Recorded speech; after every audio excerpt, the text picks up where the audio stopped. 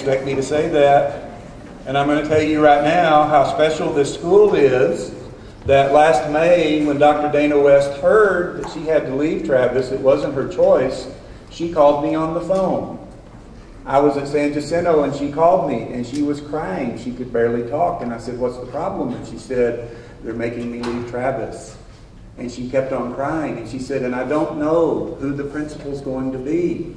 She said, "I'm afraid they'll put the wrong person there." And she said, "Travis is so special.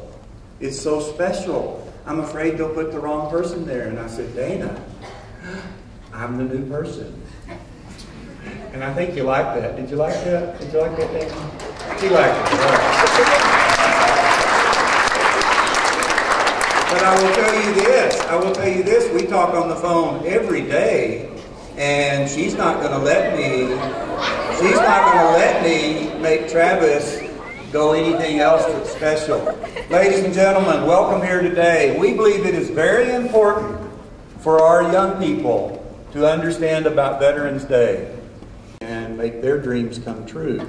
But you have to work, and you have to work now. And our special guest that we have, we were just visiting a while ago, and I'll tell you in a minute, we talked about working. We talked about working to get your dreams.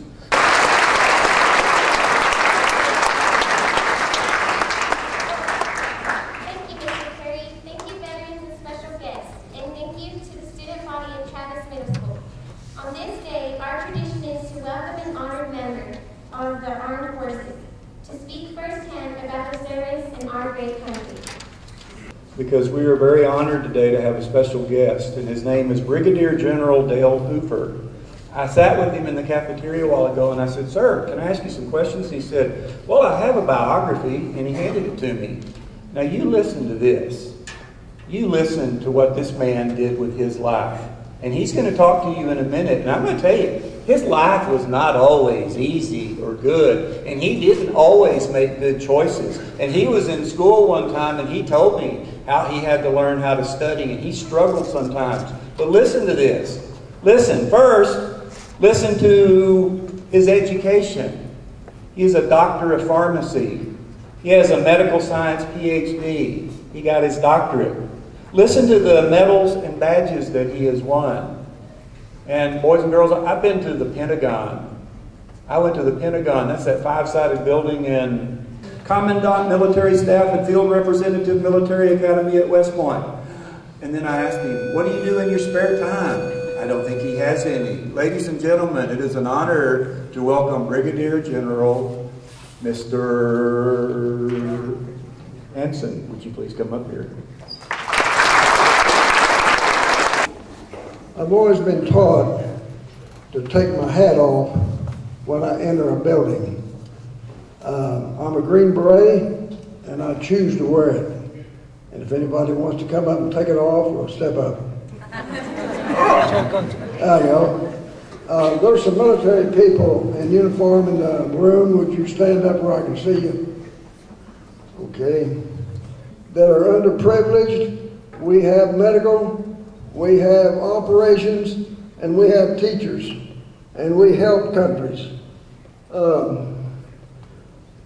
I want to show you something here.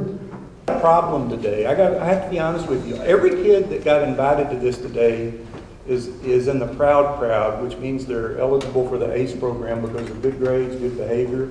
And we had so many in the whole school, we don't have a large enough auditorium for them. And so we had to deny one group the ability to come. We're going to let them come back next period to hear our wonderful orchestra of our band and our choir. Would you be willing to talk to the next group also?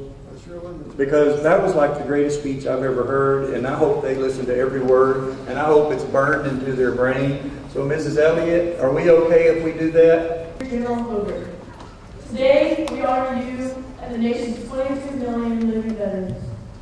As we continue to rely on the United States Armed Forces in the war against terrorism and our nation's call to protect freedom throughout the world.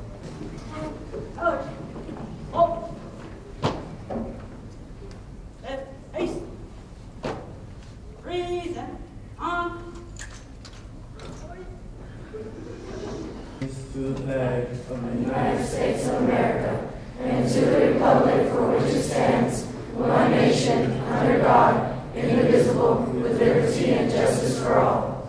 Were so gallantly streaming, and the rocket's red glare, the bombs bursting in air, gave proof through the night that our flag was still there.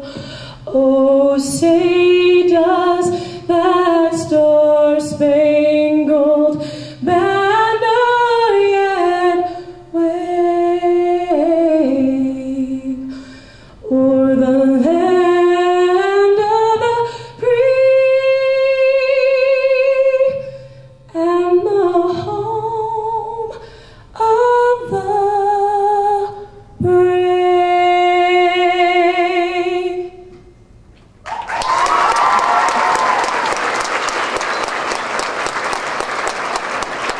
Spent 12 months in Iraq, sweating 2 gallons a day, making sure the armored personnel carriers didn't run out of fuel. She was a nurse who fought against futility and darkness, and went home sobbing herself to sleep every night for 2 solid years. He is the drill inspector who has never seen combat, but has saved countless lives by turning noble cats into Marines and teaching them to watch each other's backs.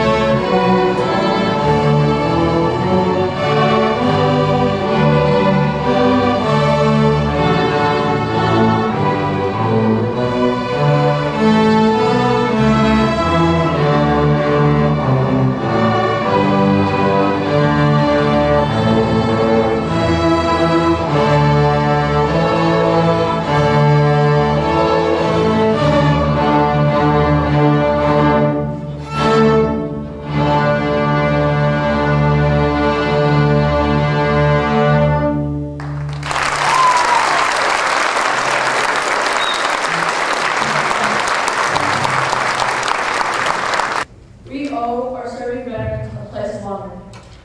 Some need our country's help to readjust, to recover from the mental and physical wounds of war. Most need and ask nothing in repayment for their sacrifices.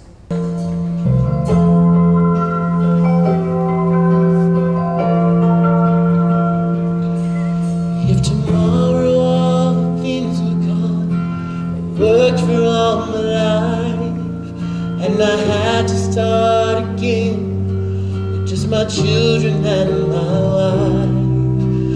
I thank my lucky stars to be living here today, 'cause the flag still stands for freedom, and they can't take that away.